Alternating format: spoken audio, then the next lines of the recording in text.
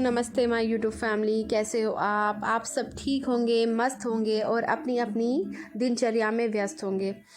तो दोस्तों, आज है महाशिवरात्रि और महाशिवरात्रि पर आप सभी को महाशिवरात्रि की ढेर सारी शुभकामनाएं। आपके जीवन में आपकी हर विश पूरी हो, आप अपने जीवन में बहुत तरक्की करें, यही कामना मैं आज महाशिवरात्रि पर अपने भोलेनाथ से आप लोगों के लिए करूँगी। तो दोस्तों, शिवरात्रि पर मैं हमेशा ही घर में पूजा रखती हूँ, क्योंकि इस दिन मेरा भी फास्ट रहता है, उपवास रहता है, पति का भी उपवास रहता है। तो उसी दिन की तैयारियों में लगी हूँ। पंडित जी ने कुछ लिस्ट दी थी, तो वही सामान मैं निकाल के रख देती हूँ, ताकि सुबह इतनी ज़्यादा टेंशन ना रहे, क्योंकि सुबह वैसे ही बहुत सारे काम हो जाएंगे।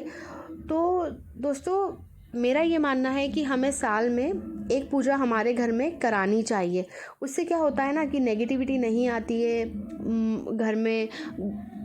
घर में अच्छा माहौल रहता है, मन शांत रहता है।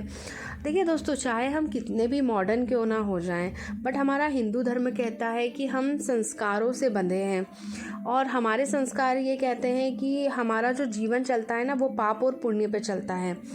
अब ये पूजा पाठ, दान करना, ये सब पुण्य ही तो है। जैसे किसी गरीब व्यक्ति को आप कुछ दे देते हैं, दान कर देते हैं, उसकी ज़रूरत की चीज़ उसको दे देते हैं, तो वो बदले में आपको बदले में आपको एक दुआ दे के जाता है। और वो जो दुआ होती है ना, वो आपको कब काम आ जाएगी आपको पता भी नहीं चलेगा। और उसी जगह अगर आपने किसी का दिल दुखा दिया, तो वो आपको बद्दुआ देकर जाएगा। इसलिए दोस्तों, लाइफ में कभी किसी का दिल मत दुखाना, क्योंकि अगर हम किसी का दिल दुखाते हैं ना, और अगर वो बद्दुआ देता है, तो वो बद्दुआ हमें लगती है। तो बस मेरा एक्सपीरियंस है जो मैं आप लोगों के साथ में शेयर कर रही हूँ। मैं कभी किसी का दिल नहीं दुखाती। और जो भी दान आप कर रहे हैं ना, उसको गुप्त रखें, क्योंकि हमें किसी को नहीं बताना कि हम किसको क्या दे रहे हैं, क्योंकि भगवान आपके कर्म देख रहा है। और हमें भगवान का शुक्रिया अदा करना चाहिए कि उन्होंने हमें इस लायक बनाया है कि हम किसी की मदद कर पा रहे हैं। हमें ऐसा तो नहीं बनाया कि हम हाथ फैला रहे हैं किसी के सामने।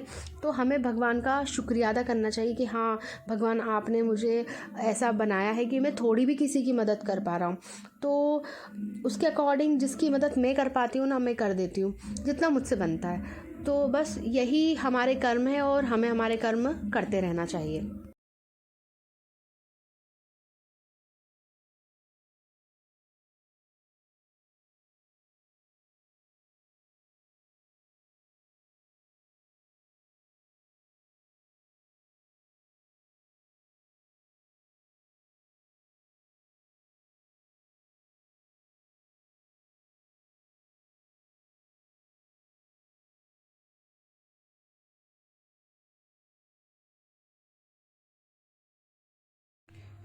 तो गाइज़, आज मैं आपको एक बहुत प्यारी सी स्टोरी सुनाती हूँ, जो मेरी आंखों देखी स्टोरी है। तो वो स्टोरी ये है कि एक बूढ़ी सी अम्मा जी थी। तो वो कभी भी पूजा पाठ नहीं करती थी, मतलब मेरे घर के नियर बाय में ही थी, वो पास में रहती थी। तो कभी पूजा पाठ नहीं करती थी, कभी भगवान को अगरबत्ती नहीं लगाती थी। तो उनके जो बेटे हैं वो ये बोलते थे कि यार तुम है ना, जाओ पूजा करो या फिर भागवत सुनो, गीता सुनो। तो वो नहीं सुनती थी, उनको नहीं था शौक। वो बोलती थी नहीं, वो कभी उन्होंने पूजा नहीं की, कभी भगवान जी को दो अगरबत्ती नहीं लगाई। लेकिन वो कभी किसी का दिल नहीं दुखाती थी, कभी उन्होंने किसी के साथ बुरा नहीं किया, कभी किसी के साथ कोई चीटिंग नहीं की। और ये रियलिटी है, मैंने ऐसा बहुत बार देखा है कि जब उनकी डेथ हुई, जब वो इस दुनिया से गई, तो मतलब उनको कोई परेशानी नहीं हुई। वो 3 से 4 दिन बीमार रहीं, और वो बिल्कुल उनको मोक्ष मिल गया। तो भगवान, ये जो हम कर रहे हैं ना, ये हमारे कर्म ही हैं। जैसे मान लो कि हम हमारी लाइफ में बिज़ी हैं, अगर हम भगवान को दिल से याद करते हैं ना, तो हमारा सब कुछ अच्छा होता है। अगर हम किसी के साथ गलत करते हैं ना, तो भगवान भी हमारे साथ गलत करता है। और अगर हम किसी के साथ गलत नहीं करते हैं, हम सबके साथ अच्छा करते हैं, तो भगवान भी हमारे साथ अच्छा करता है। और हमारे जो कर्म है ना, अगर मान लो हमारे साथ कुछ गलत होने वाला रहता है, मान लो कि हम कहीं जा रहे हैं, हमारा एक्सीडेंट होने वाला रहता है, तो वो बहुत भयंकर एक्सीडेंट होने वाला रहता है। लेकिन हमारे कर्म और हमारे इन पुण्यों के कारण वो एक्सीडेंट है ना, छोटे से एक्सीडेंट में बदल जाता है। मतलब हमें थोड़ी बहुत ही लगेंगी। तो बस मेरा तो यही मानना है कि आप अपने कर्म अच्छे रखिए, लोगों के साथ अच्छा व्यवहार कीजिए, और बस आपके साथ अच्छा होगा।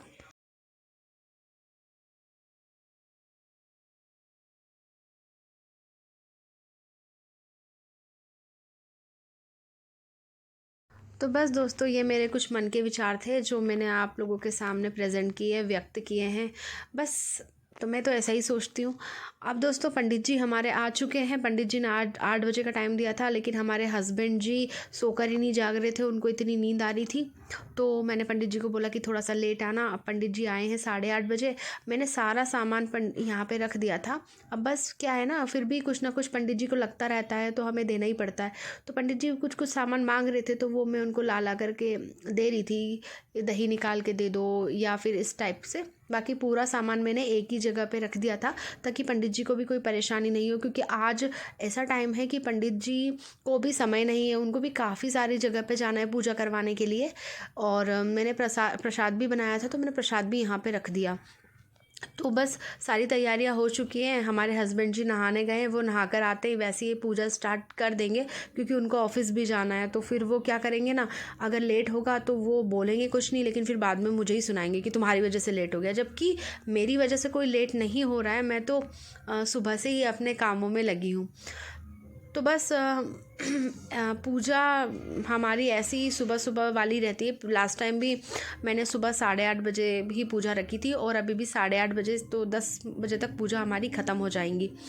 तो अभी अयांशी तो सो रही है, तो हस्बैंड जी नहाकर आ गए हैं। बस अब पूजा में बैठते हैं, पूजा स्टार्ट करते हैं। और जब ये पूजा होती है ना, तो इतना अच्छा लगता है ना मन में, और बहुत मतलब क्या ही बताऊँ मैं आपको, मुझे तो बहुत अच्छा लगता है जब ये एक तो मैं भोलेनाथ जी की और गणेश जी की बहुत ही बड़ी फ़ैन हूँ शुरू से ही।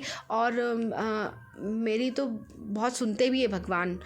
तो बस मेरा यही है कि अच्छे से पूजा हो जाए, अच्छे से सारे काम हो जाएं, तो मन में एक अलग सी शांति मिलती है। इसी कारण से ना मैं रात भर सोई भी नहीं, मुझे नींद भी नहीं आई, मुझे बस ऐसा।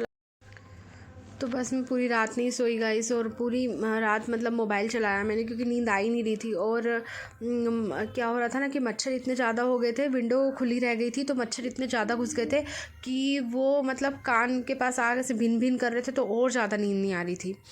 और ज़्यादा मतलब ऐसा हो रहा था कि क्या ही करूँ मैं। तो बस पूरी रात ऐसी जागती रही, और सुबह मैं 5 बजे से अपने काम में लग गई थी। मतलब मैं 5 बजे उठ गई थी। उसके बाद फिर कचरा वाली गाड़ी आई, और वही सब कामों में मैं लगी रही।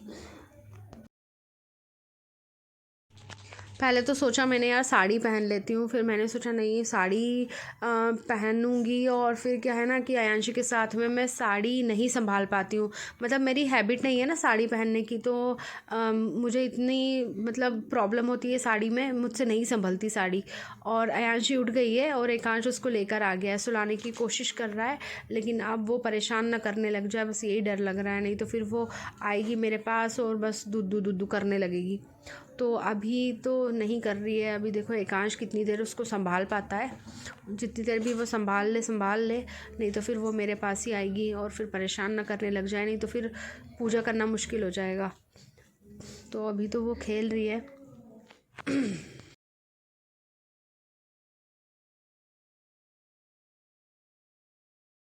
हाँ, आज तो एक चीज़ बहुत अच्छी हुई कि एकांश सुबह ही उठ गया था 6:30 बजे, और उसने मुझे ना कुछ सामान जो रह गया था वो ला कर दे दिया।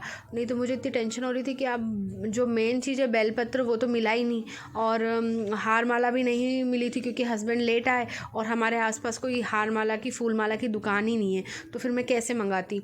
और जो मेरी जो गाड़ी है ना, जिस मेरे पास स्कूटी है, मतलब एक्टिवा है, लेकिन वो भी मम्मी के घर पे है। नहीं तो मैं एक्टिवा से लेने चली जाती, और दुकान काफ़ी दूर है, कम से कम 2-3 किलोमीटर बाहर। तो मुझे ऐसा लग रहा था कि अगर बेलपत्री नहीं होगी तो कैसे क्या होगा। तो फिर एकांश सुबह जल्दी उठ गया, और आज उसने मेरी इतनी अच्छी हेल्प करा दी कि वो जाकर, और उसने मुझे बेलपत्री, हार माला, सारी चीज़ जो जो बची हुई थी ना, वो सारी चीज़ उसने मुझे ला कर दे दी। तो जब बच्चे बड़े हो जाते हैं ना, तो यार एक तो मतलब एक तो सपोर्ट खड़ा हो जाता है कि चलो बच्चा आपकी हेल्प करा देगा, और आपको मतलब परेशान नहीं होना पड़ेगा। तो ये चीज़ बहुत अच्छी होती है कि जब बच्चे बड़े होते हैं ना, तो वो आपको सपोर्ट बनने लगते हैं, आपको परेशान नहीं होना पड़ता है। तो आज एकांश ने मेरा बहुत बड़ा टेंशन ख़त्म कर दिया, क्योंकि हमारे जो हस्बैंड जी है ना, वो तो बस ऐसा है उनका कि वो जब ऑफिस से आते हैं ना, उसके बाद उनको फ़ोन करके आप उसी टाइम पे बोल दो तो वो सामान ले आएंगे। लेकिन उसके बाद अगर आप बोलोगे, क्योंकि उनका भी सही है ना यार, तो ऑफिस उनका ऐसा है कि इतना ज़्यादा थक जाते हैं वो कि फिर एक बार घर पे आने के बाद कौन बार बार इधर से उधर जाए। और फिर क्या है ना, हम लोग फ्लैट में रहते हैं तो ऊपर नीचे करना, फिफ्थ फ्लोर पे रहते हैं, फिर वहाँ से नीचे जाना, मतलब बहुत ज़्यादा प्रॉब्लम आती है। तो ठीक है, बच्चे ने कर दिया, हस्बैंड कर दे, एक ही बात है।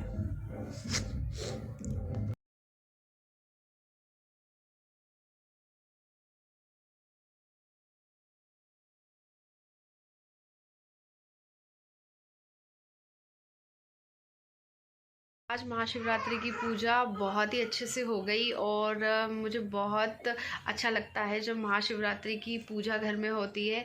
इतना मैं पॉजिटिव हो जाती हूँ कि मैं आपको बता नहीं सकती।